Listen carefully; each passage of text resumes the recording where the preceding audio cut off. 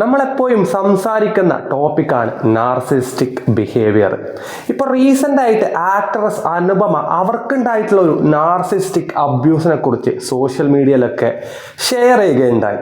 അവർക്കുണ്ടായിട്ടുള്ള ആ ഒരു എക്സ്പീരിയൻസ് അന്യനും അമ്പിയും റെമോയൊക്കെ ആയിട്ട് മാറി മാറി വരുന്ന അവരുടെ ആ ഒരു പാർട്ട്ണറിൻ്റെ സ്വഭാവ രീതിയെക്കുറിച്ച് അവർ എക്സ്പ്ലെയിൻ ചെയ്യുന്നത് നിങ്ങൾ കണ്ടിട്ടുണ്ടാവും.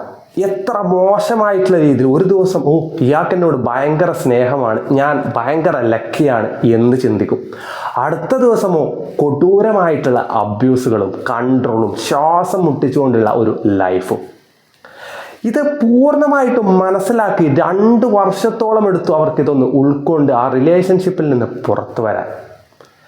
നിങ്ങൾ മനസ്സിലാക്കേണ്ട ഒരു കാര്യം, ഏതൊരാൾക്കും ഇതുപോലെ നാർസിസ്റ്റിക് ട്രാപ്പിൽ പെട്ടുപോവാം. ഇവരെ മനസ്സിലാക്കാൻ കുറച്ച് ബുദ്ധിമുട്ട് തന്നെയാണ്. അതൊരിക്കലും നമ്മൾ വീക്കായതുകൊണ്ടോ നമ്മളൊരു മണ്ടന്മാരായതുകൊണ്ടോ അല്ല. ഏറ്റവും കൂടുതൽ മറ്റുള്ളവരെ മനസ്സിലാക്കാനും നല്ല എമ്പതിയോടെ ചിന്തിക്കുന്ന ആളുകളുമാണ് ഇവരുടെ കൺട്രോളിൽ പോയി പെടുന്നത്. അത് മനസ്സിൻ്റെ നന്മ മറ്റുള്ളവർ ടോക്സിക് ആയിട്ടുള്ള രീതിയിൽ ഉപയോഗിക്കുന്നത് കൊണ്ടാണ്. സോ നിങ്ങൾക്ക് ഈ ഒരു സാഹചര്യം വരാതിരിക്കണമെങ്കിൽ നിങ്ങൾക്ക് എന്താണ് ടോക്സിക് റിലേഷൻഷിപ്പ്, എന്താണ് ഹെൽത്തി ആയിട്ടുള്ളത്, എന്താണ് നാർസിസ്റ്റിക് ബിഹേവിയർ, ഇതൊക്കെ ഒരു ബേസ് ആയിട്ടെങ്കിലും മനസ്സിലാക്കി വെക്കണം. ഇത് അറിയുന്ന ഒരാളെ, ഇത് മനസ്സിലാക്കിയ ഒരാളെ ഒരുപാട് പറ്റിക്കാൻ ഒരു നാർസിസ്റ്റിനും പറ്റില്ല എന്നുള്ളതാണ്.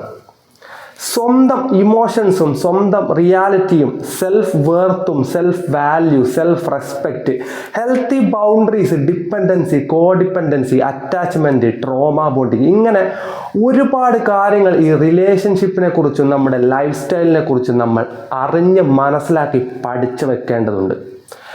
ഇതൊക്കെ ഉണ്ടെങ്കിൽ, ഇതൊക്കെ അറിയാമെങ്കിൽ നമുക്ക് ഇതുപോലുള്ള ടോക്സിക് എൻവിറോൺമെൻറ്റ്സിൽ നിന്നും പെട്ടെന്ന് തന്നെ പുറത്തു വരാനും നമ്മളെ സംരക്ഷിക്കാനും ഹെൽത്തി ആയിട്ടുള്ളൊരു ലൈഫ് മുന്നോട്ട് കൊണ്ടുപോകാനും സാധിക്കും.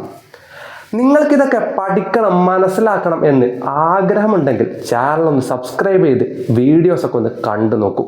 ഓരോ ടോപ്പിക്സും വളരെ ഈസി ആയിട്ട് നമുക്ക് മനസ്സിലാവുന്ന രീതിയിൽ എക്സാമ്പിൾസ് ഒക്കെ വെച്ചിട്ട് ഞാൻ എക്സ്പ്ലെയിൻ ചെയ്തിട്ടുണ്ട്. വീഡിയോ ഇഷ്ടപ്പെട്ട് കഴിഞ്ഞാൽ ലൈക്ക് ചെയ്യാനും നിങ്ങളുടെ അഭിപ്രായങ്ങളൊക്കെ ഒന്ന് കമൻറ്റ് ചെയ്യാൻ മറക്കരുത്. നല്ല കണ്ടൻസുമായിട്ട് ഞാൻ നിങ്ങളുടെ മുന്നിൽ വരും.